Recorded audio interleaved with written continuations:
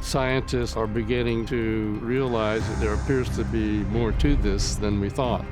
We have such excellent sensor systems that have been developed. You've got the pilots tracking the infrared radar system, the detection of the events.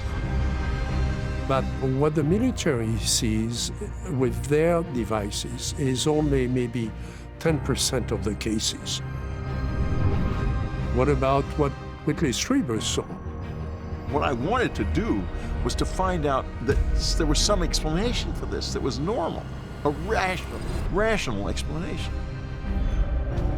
Whatever it is, it's part of being human and part of our world that for whatever reason, we are very reticent to face head on.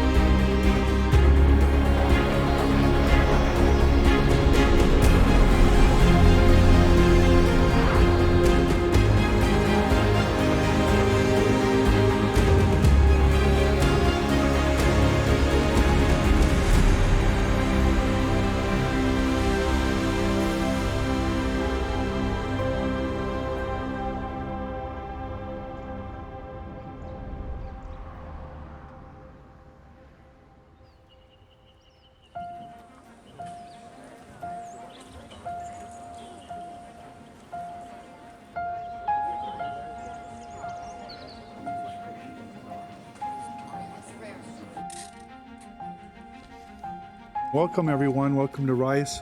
My name is Jeff Kreipel, and this is our Archives of the Impossible 2 conference, symposium, mashup. It's great to see you all here. I know a lot of you. So let me begin by saying that we are doomed in a good sort of way. What I mean is that there is no way at all we are going to wrap our heads around this thing, what some have called the phenomena and what I want to call the impossible. Jeff Kreipel's really one of the world's foremost thinkers on weirdness and the paranormal. His Archives of the Impossible conference was one of the first UFO conferences that I went to, and it was transformative for me. I think that he's really created a space for people who have had strange experiences or who study kind of the outer fringes of human experience. And so as soon as I walked into Archives of the Impossible, I was like, oh my gosh, I found my people. Going first here, I feel a little bit like the opening band for a weekend music festival. You guys get the Beach Boys. You're really here to hear Janis Joplin and Jimi Hendrix, and knowing a few of you, probably the Grateful Dead, but you got me. We've definitely undergone a kind of renaissance, if you will, over the last 2 to 3 years. Primarily because the US government has shown a lot more interest in this topic. And that, I think, has kept things alive and kept people really interested.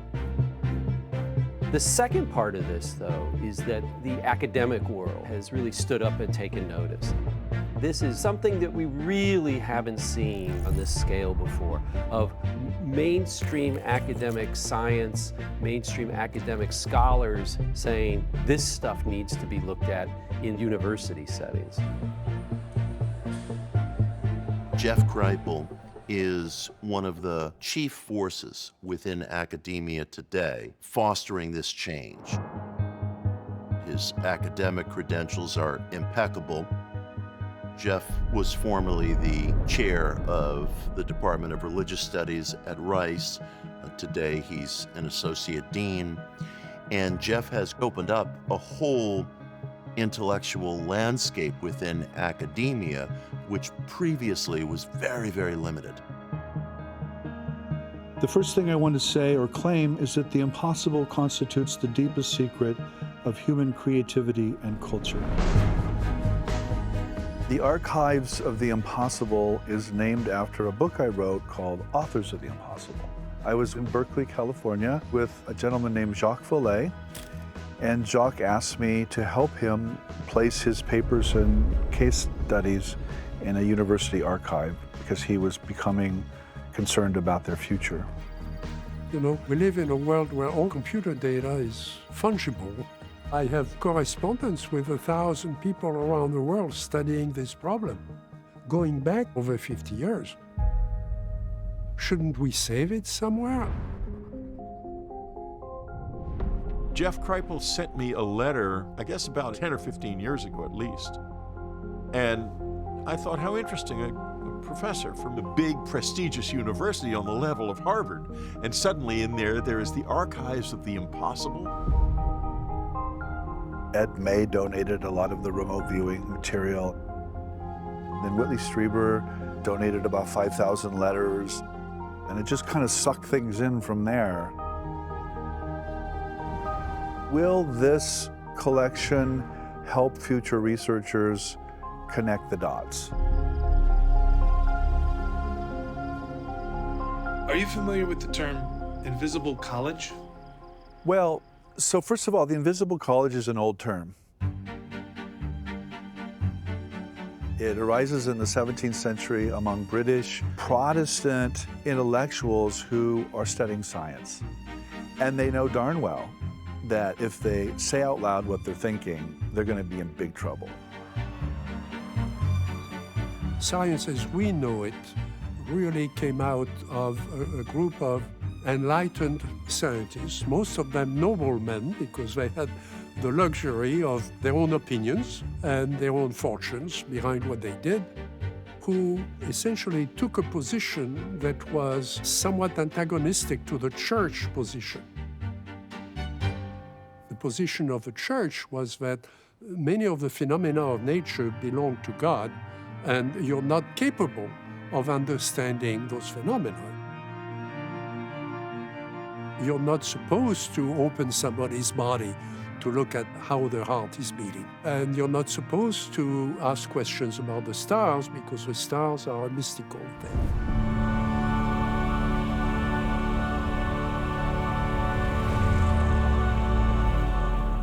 These physicists and biologists in England conspired to study those things together and to put money behind the research and to start publishing their research independently of the church.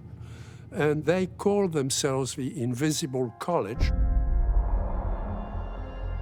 It was essentially a group of intellectuals who thought and studied things that were not supposed to be thought or studied. In the 1970s, Jacques wrote a book called The Invisible College, and it was about a group of intellectuals and scientists who were studying UFO topics and parapsychological topics. So that was the new Invisible College because they were a college of researchers that were not publicizing their work. And Dr. Hynek thought that by then there were, maybe 12 or 15 of us in different countries, certainly some of the leaders in French science, biologists like Dr. Chauvin, the physicists like Costa de Beauregard, who worked with Einstein, were vitally interested in the UFO reports, and we were discussing it together. Most of them would not admit publicly or to a TV station and so on, wouldn't come forward and say they were interested in UFOs. Invisibility is just a kind of code for we're going to do this in a secret fashion because we can do more. These extreme anomalous experiences, which are not supposed to happen but do all the time, lie somewhere close to the well springs of human civilization in its various modes. I consider the project here to be the visible college. I want to make the invisible visible. I want to mainstream it. I want to do it in a much more public and much more explicit way. Today, more and more philosophers recognize that there are aspects of the mind that even if they are correlated with things that are happening in the body or happening in the brain, that they're not reducible to these things. They are something more. It's amazing to me, honestly, the way that academia has evolved in the last 10 or 15 years. This conference, setting the tone for how people engage with this. One of the really valuable things that Jeff Kripal is doing is providing this very safe place to explore further beyond the bounds of current science and current explanation and try to figure out what is going on. I'm very grateful that I'm still alive at my advanced stage to see a transition. You came on my radar when Oumuamua, which is an object that we detected in space that you believe could possibly have been extraterrestrial. We had a seminar, a lecture about this object at Harvard, and a colleague of mine, after the lecture, said, "This object is really weird. I wish it never existed." You know, that I was really appalled by this. How can you say something like that? You learn something new. It's a learning experience. We learn that we have to revise the way we think about reality, you know. That's a good thing. As somebody who covered national security for so many years, it's fascinating to watch how this issue kind of moved off screen into the middle of the screen. A former military intelligence officer of 14 years, as well as 2 former fighter pilots, appeared before Congress this week to blow the whistle on UFOs. The question is, do I think we're up to the task of handling this? Based off of the hearing yesterday and the way it's been performed, I think we are. I think what's most remarkable is no matter what your viewpoint might be, if you believe the government is hiding aliens, or you believe, the government knows more than it's revealing, we now have U.S. senators stand up and talk about UFOs as a serious policy issue. Can you just give us some raw numbers of how many UAPs you've analyzed, how many have been resolved, and sort of in what buckets, and then how many are still left to be resolved? It's opened the floodgates for scientists and sort of, the academy, so to speak, is to take this topic more seriously and not just marginalize it as, that's the tinfoil hat crowd. This is a real scientific question that maybe with all the technology we have today, we can answer, whether the government tells us what they know or not. I had no interest in this early in my career. I was interested in very typical things that historians and scholars of religion are interested in. In the early part of the millennium, I wrote a book on the California counterculture and a movement that focused in Big Sur around a place called the Esalen Institute.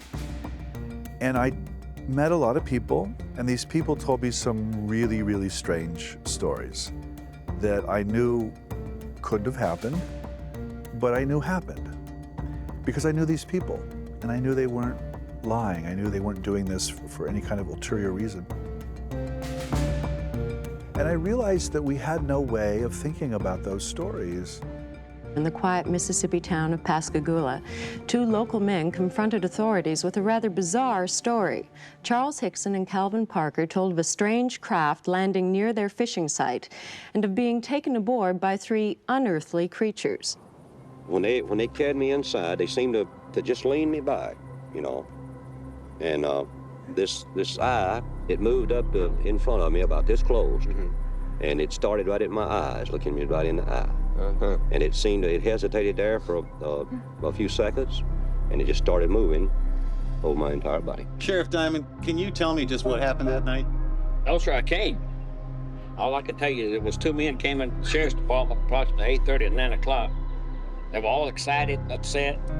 Tell me about the lie detector test. These men, in my opinion, believe that they saw this and that they were being honest in reporting what they have reported. Back then, our only way of thinking about these stories was not thinking about them. Oh, that's that person drank too much alcohol, or that person was on LSD, or that person was hallucinating. I mean, there's just this easy kind of explanations that actually explain nothing. And so I got really interested in why intellectuals don't think about those experiences, which presumably lie at the core of a lot of basic religious beliefs.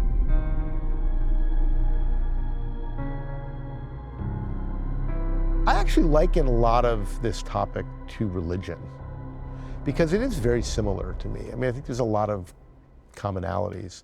For many people, the truth is out there and it's very emotional and it's part of their belief system. Just like if you're Hindu or Christian or Jewish or Muslim, I mean, you have a belief system. And I think some people have experienced things, and whether you and I think it's real to them in a real way. And so we can't just dismiss it, especially since it's not like just a few people. You know, there's a lot of people and a lot more coming forward now. Just right up there, and then it flew like right across over and down that way. I think paranormal phenomena are essentially the building blocks of what become religion. So things like belief in a separable soul, or immortality, or divination, or the ability to know what's going to happen before it happens. I mean, all these are kind of classical religious ideas, but they're also really common paranormal phenomena. And I think these beliefs develop because people have always had these experiences. I think that's really the bottom line.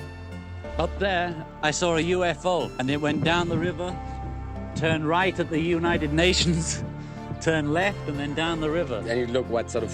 Silent, and it looked dark, like black or gray in the middle, and it wasn't a helicopter, and it wasn't a balloon, and it was so near. Has this been a hard transition, exploring this subject matter as an academic? I teach at Rice. Rice is a very STEM-oriented institution. Most of my undergraduates are going to be engineers or chemists or maybe doctors. They're very science-oriented. And when I started to teach comparative religion here, I was using kind of classical religious texts, and I realized they were dismissing all of them. And they were dismissing them because they would say to themselves, oh, this person doesn't know science. Well, let's say this Twinkie represents the normal amount of psychokinetic energy in the New York area. According to this morning's sample, it would be a Twinkie 35 feet long, weighing approximately 600 pounds. That's a big Twinkie. So I shifted and I started to use the anomalous experiences of scientists and engineers and medical professionals. Anomalous experiences. In other words, something that science can't explain. Yeah. This is essentially what you've termed the flip. Yeah. A scientist or an engineer is trained in a very materialist worldview where there's only matter, and the mind or consciousness is some sort of accidental byproduct of dead matter behaving in very complicated ways in our brain. So mind is essentially not real. What the flip is when a scientist realizes that, oops, actually mind is fundamental, and matter is actually some kind of expression of mind or consciousness. And so they have this complete flip of orientation, usually from a near-death experience or a psychedelic experience or an illness. I mean, there's a lot of things that will flip an intellectual or a scientist, but once they're flipped, they're flipped. It's hard to get them back to the earlier kind of materialist perspective. My own flip, I was living in Calcutta in 1989. It was the fall of '89. It was during a festival called Kali Puja, which occurs in late October around our own Halloween. You have this goddess with cut off heads and cut off hands and goat sacrifice. And I mean, it's our Halloween, only way, way more. There's a whole elaborate kind of religious worldview wrapped around this as well that I was very familiar with and I was in fact studying.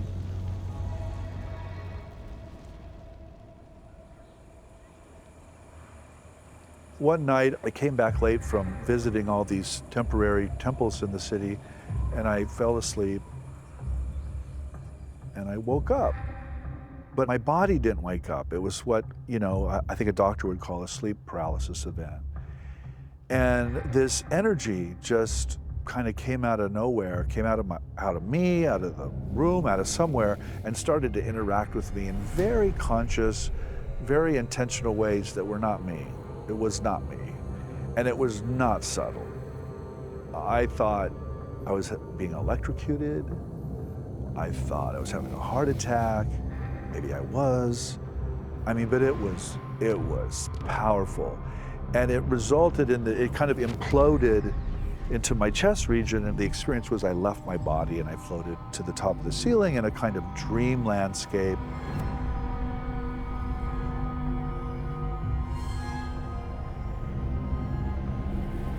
I just felt like, to use a later language that did not exist in 1989, I felt like, something had been downloaded into me. It was just like, oh my God, there's something in me now.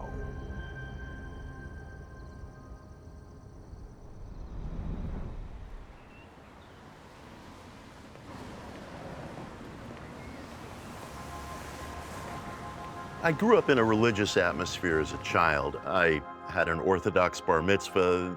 There was always an unspoken quality of faith in the household. And I think probably from a very young age, I had an instinct that there was reality in the extra-physical. I had occasional experiences myself involving things like prayer or astrology or tarot readings. And I suppose that my chief interest was in discovering how some of this ancient material had endured across centuries and even millennia. The Neanderthals themselves, quite literally, had their own system of spirituality. They had talismans, they had figurines, they had devotional practices and paintings, and we're talking about the most primeval origins of humanity. So this is obviously something that goes far beyond what we today would call credulity. It's baked into the human experience. When people claim they know what this is about, whether it's some kind of fraud or it's some kind of mechanism, I'm like, my eyes just roll. I'm like, you either don't know what you're talking about or you're lying. For me, Jacques Vallée is the barometer. I love Vallée's work because it combines the sciences and what I would call the humanities in really effortless ways. Jacques Vallée has a broader viewpoint that maybe it isn't just ETs coming from some galaxy far away. The idea that, it's just a spacefarer wandering around through the galaxy and happens to take a look at us, that doesn't really quite match the data. There are hundreds of sightings every year going back millennia, which is a point that Jacques really goes out of his way to make. I think Jacques flipped somewhere in the late 60s. I think it actually happened in libraries in Paris. And he was reading folklore around fairies and demonology and sort of medieval folklore, and he realized that these stories were essentially about what we call UFOs today, and that there was definitely a connection between the old folklore and occultism and the modern mythology that's really developed around the UFO in the modern world. Open your Bible. What is it that Ezekiel saw?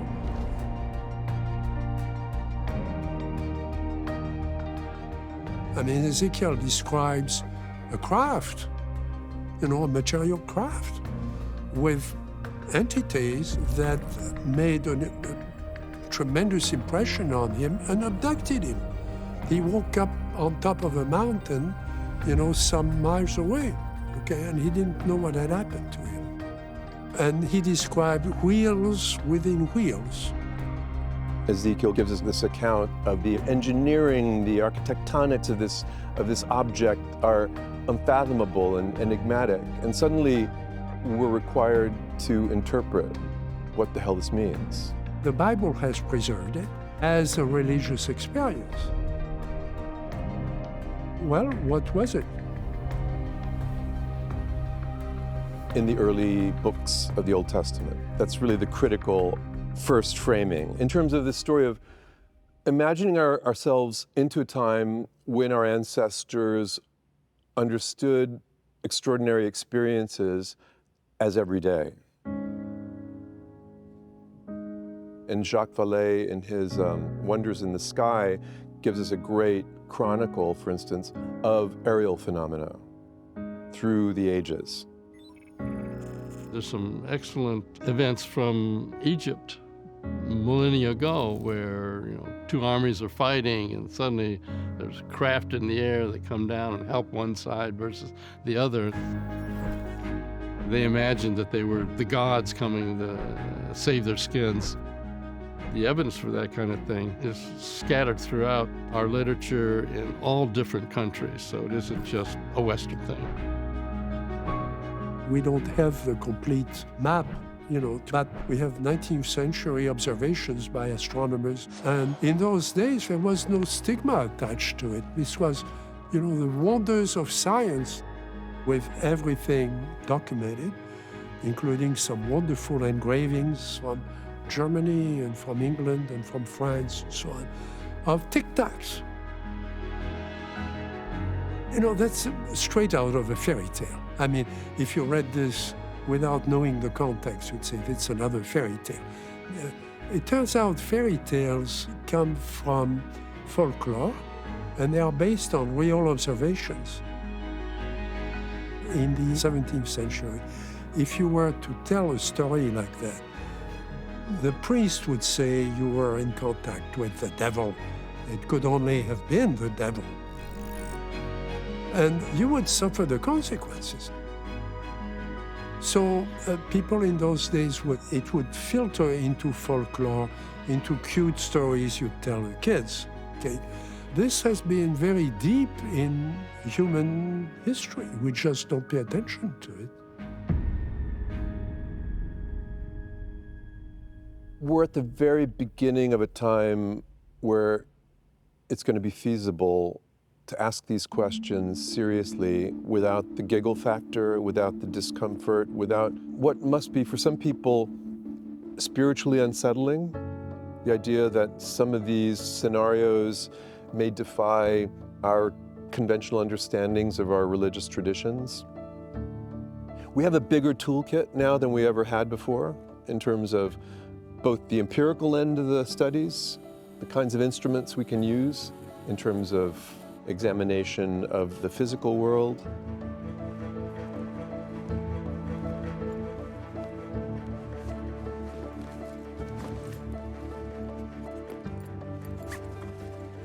I also brought a few things, in terms of what samples look like.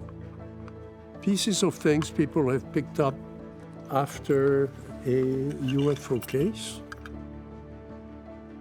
Jacques, in discussing, he started talking about some of these materials that he had from UAP. Wait a second, I never knew about this. There's actual materials that people have. I can look at those. That's something that a scientist can do. These are materials that I have collected with different teams in Brazil, data from 50 years ago. There was a series of sightings reported in Brazil in 1957. These are from the most famous, I guess. The account of an explosion over a resort beach called Ubatuba. The Ubatuba materials, those two vials that have Moistra A and Moistra B sample in Spanish. What's good about these materials is that they have a chain of custody. So I said, okay, well, as it turns out, some of the instruments that I've developed in my laboratory for the biology that we do are actually designed to look at metals. I had all this instrumentation available to do the work, and no, I'm not a metallurgist. I'm not going to claim things about metal structure that I don't know, but I can at least tell you what's there. One of the samples showed isotope ratios of magnesium which were way off Earth normal. Now, that doesn't mean it's from an ET. It just means that somebody altered the isotope ratios. But at the time these things were found, that would have been a multi-million-dollar operation. And it doesn't sound like something you would go throwing around a beach in Brazil.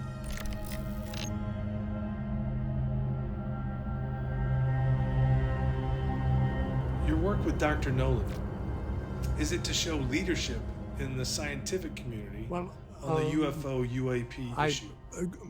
I just admire Dr. Nolan and his work. I mean, obviously his work in biology and medicine is exceptional. But I admire his willingness to jump into this and assemble a new generation of scientists to look at the accumulated data. We've already published, as you may know, the sophisticated analysis of data from an unidentified UFO case. Council Bluffs, Iowa, 77. At Council Bluffs on Saturday, December 17th at 7:45 p.m., 3 people traveling towards North 16th Street noticed a reddish object about 600 feet in the air falling straight down. An object was seen hovering. Multiple people saw it from several different vantages. Something bright seemed to drop from it. It disappeared behind the trees of Big Lake Park, followed by a huge flash of blue-white light with 2, quote, arms of fire shooting in the air as if it had crashed. They thought it was a plane crash. One eyewitness said, quote, it looked like a great big sparkler with lava-like material dripping, appearing to slow as it cooled. Now another young couple saw, quote, a big round thing hovering in the sky below the treetops, and they called the fire department. Upon arriving, they find a pool of liquid metal. The police arrived, took Polaroids, which I have, and then large pieces of the material were recovered by some of the witnesses. There were a lot of potential explanations for it, all reasonable. Things like thermite, et cetera, and they were all discounted based on the evidence. It wasn't a meteor crash, because meteors don't leave pools of molten metal behind, they leave holes.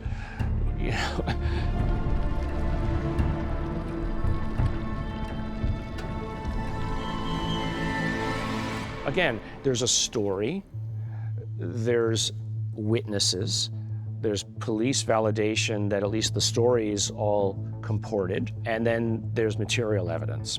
As you can see, this one comes from Council Bluffs in Iowa, which is a paper we published. Jock brought me the material evidence. Now, I analyzed it with one of my machines. We published a peer-reviewed paper. The only thing we found about it was that it was inhomogeneous. It's a fancy way of saying incompletely mixed. Material shows no sign of technology.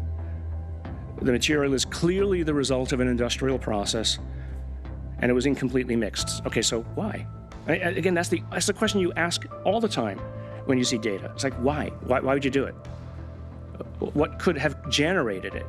And why would you dump it in the middle of a field in a small farming town in Iowa?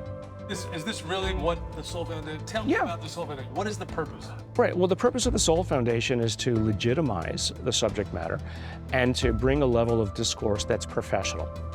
Academics, for all of its flaws, has a methodology that it uses which involves proving something to a level of acceptability through peer review. Now, peer review doesn't mean it's right. We're saying, here's the kinds of questions we need answers to. We need a white paper on this, or we need something published in the literature that examines this problem. Just in the year and a half or so that I've become active and have started interviewing people, I have met dozens of people who, commercial, military, Coast Guard, mariners, and submariners who have had observations. This is several dozen people that have seen phenomena in our oceans in the tropical, eastern, western Pacific, the Gulf of Mexico, the Caribbean, the Mediterranean, and the Indian Ocean, and the North Atlantic and eastern seaboard. So this is happening.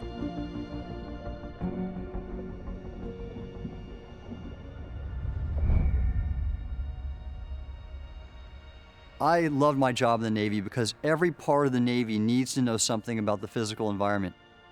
The Marines or the Army, they use a term, they talk about high ground and taking high ground, because high ground gives some advantage over, tactical advantage over an opposing force.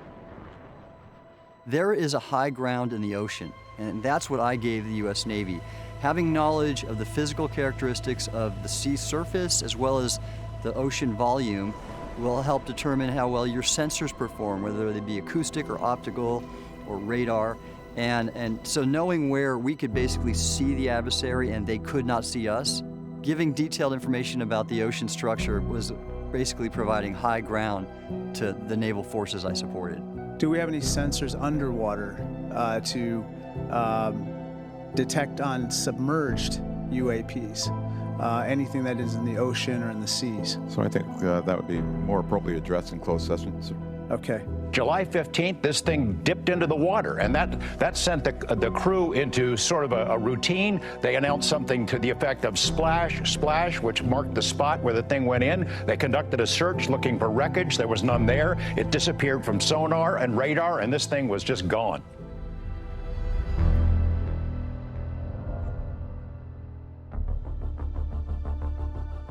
What is a USO? That's the term people are using for UFOs in the water, that unidentified submerged object. I think USOs have been observed since at least the 60s, and there are some books and reports that have been published since then. And now we're seeing really a more attention towards the topic. Carl Feint is one of those who has published a book on that. And now more recently, Richard Dolan is publishing a compendium of all the reports of USOs, and he's let me review that for him. We're seeing in the oceans the same kind of phenomena that's in the atmosphere in our skies, where different types of craft in different shapes, like triangles and discs, and elongated cylinders. We're seeing different lighting configurations like you see with UFOs.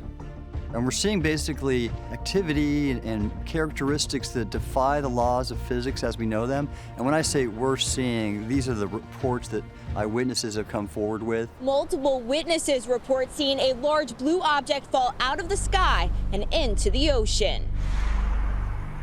Or the line in the water, whatever it is. She described it as being larger than a telephone pole and says she never heard it make any sound. The idea of the space and ocean comparison is interesting to me.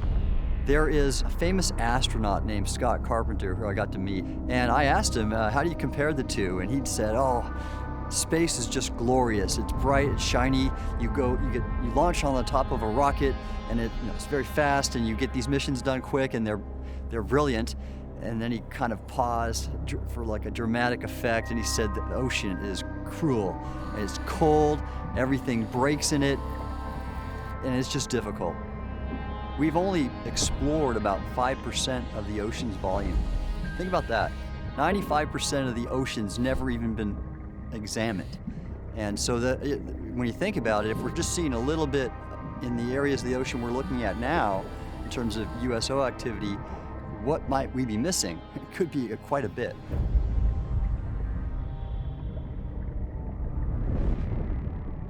We're going to have to somehow wrap our minds around the fact that the scientific method that is directed toward the physical world isn't complete. There has to be another level of methodology that somehow enables us to accurately address this numinous level of reality. And that is going to be a very interesting journey, because I have a feeling it's not going to involve detection with instruments as we now understand them. What do you think it's going to involve? I think that those instruments will be as much part of us as they are part of the world around us. And I don't want to speculate. I was a science fiction author, but I'm not now. The accounts of experiencers, from my perspective, are testimony. And over time, testimony becomes a record. People will sometimes dismiss testimony as anecdote, which is actually a term that's intended to be disabling.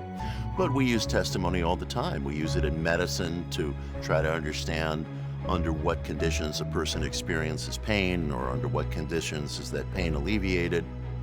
Therapists and patients use testimony commonly to prescribe psychopharmacological drugs and so forth. We use testimony to measure the efficacy of those drugs.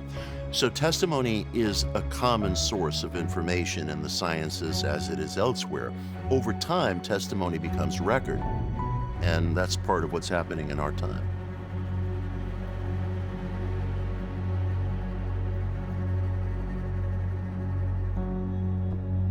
Most people that have had anomalous experiences don't want to talk about them. They don't want to shout about it from the rooftops. They're not looking for publicity. They just want to talk with other people that have been in similar situations, and they want to do the research so that they can figure out some more clues to these enduring mysteries. The Experiencer Group is a community site for people that have had anomalous experiences of any and all kinds. So that can mean people that have had UFO encounters with non-human intelligence. There are people that have had out-of-body experiences, near-death experiences, precognition. We find that folks that have had one type of experience, sometimes, the quiet secret is that it's more than one modality that they've actually experienced. You sit down and you read letter after letter after letter, you realize that this is something marvelous that we've discovered about ourselves. People will sit down and write a detailed, long letter about something that really happened to them that is the central question in their life. There's a strong association with fear and the shame and the hiding that people feel when they can't talk about anomalous experiences. And then it's also important to remember that there are other experiencers that seem to have lucked out, and it's just all cosmic high fives the entire time, right? Just in the last 9 months alone, we've organized 3 hybrid conferences that happen online and in New York City, featuring people like Gary Nolan, Leslie Kane, Ralph Blumenthal, Christopher Mellon. That has been incredibly fruitful for small group work, to be able to have luminaries like that be coming into the situation and engaging with other experiencers. One situation that I recall that really helped unlock recognizing that I needed to deal with my history with anomalous phenomena was a situation where I was in Miami for a wedding with my ex-wife, and we had a shared experience where I was looking out the window of this high-rise that we were in, and there was an illuminated swimming pool down below. And I was looking at it, and for some reason, about 5 or 6 stories down, between where I was and the pool, there was this ball of electricity that just appeared out of nowhere exactly where I was looking. And I just thought, uh-oh, this is not good. And seemingly this ball, maybe it was about the size of a basketball or so, it started slightly moving and growing in size towards where I was. I called my wife over, and she saw it out the window. And right as she saw it, it moved very quickly towards our position. And she turned around to run away from it. And as she did, she was seemingly rendered unconscious. And I had to move to grab her head so it didn't hit the floor on our way down. And when I turned around, there were 2 non-human entities. And strangely, I know it sounds very weird, they were standing outside the window in some way, as if there was some overlapping realm that they were on. And as had happened at other times in the past, I was somehow moved over to kind of an operating theater. And I was laid down on a slab that was seemingly levitating. And there was some kind of medical procedure happening. And I woke up in the morning with part of my suit still on top of the covers in the bed, and my then wife was just staring at my face. She had already woken up. And I was like, "Can we talk about this?" She was like, "No, we can't talk about this." And I realized that that relationship was not going to work. And I realized that the way that I was handling this stuff was not going to work. Because denying that it was happening or acting like I wasn't an experiencer didn't make it go away. And so I had separated from my wife, and I started researching these subjects. And now, here I am, about 12 years later. Here's the thing people don't understand. When I talk about revelation, for example, which is a religious notion, what I mean is the person doesn't make up the story. The story appears to the person. It's passive. The person is shown something. It's not the dreamer or the visionary or the near-death experiencer that's making some shit up. That's not what's happening. Something is happening to the experiencer or the person being shown to them, and that's why they'll say it was a revelation. They're not sitting around daydreaming and, making up something, fantastic in my mind. That's not it at all.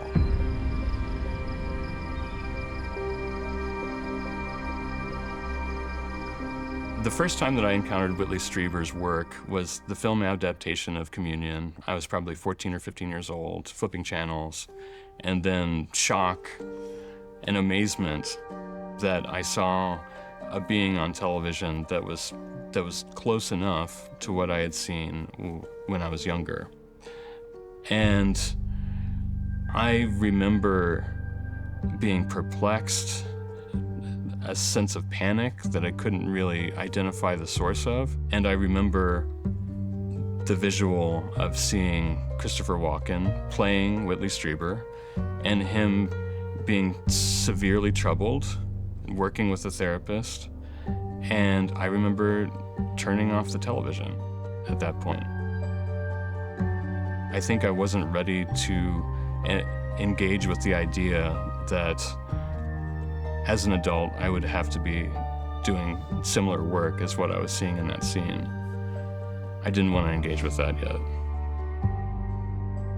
People really responded to that because they thought, well, wait a minute, this is very much like what happened to me. And the face on the cover, I sat beside the artist, Ted Jacobs, who drew that face and described my memories in great detail. And that face is pretty much what I remembered. It's a very complex human experience, and like so many other people, couldn't let it go. What I remember is that through my wall came some beings around my bed, and I ran between them and ran out of the room into my mother's room to hide from them. And what happened is they followed me in there, and that's the last I remember of it. However, it's interesting because after that, I never told anybody about that, and I just buried it in the back of my mind. And me and my brother, we never even spoke about it. The abduction process, which is what I experienced, is only a small part of our relationship with whatever they are. I think Whitley is a hero. I think Whitley Strieber is such a brave, courageous, and an important figure in this field. It can be hard to figure out how to approach Whitley Strieber. The gravity around him in interpersonal situations is very strong. I remember meeting him for the first time and having to walk away.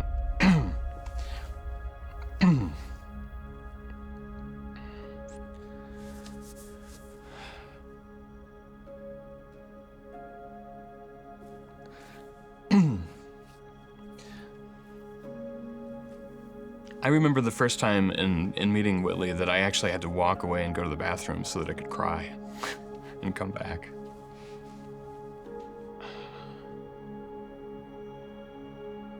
He's used to people saying thank you to him.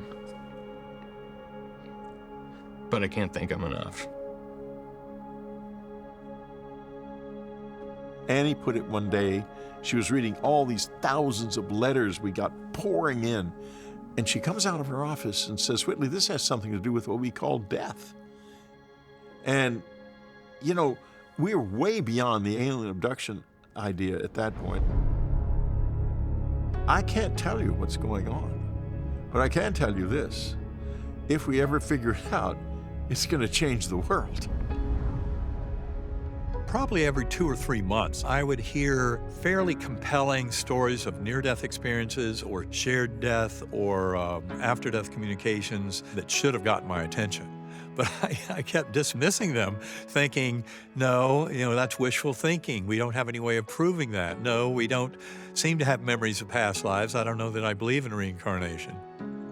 Certainly having my own personal experience went light years towards opening me up to accepting and admitting this beautiful kind of expansion in our knowledge of ourselves and the universe.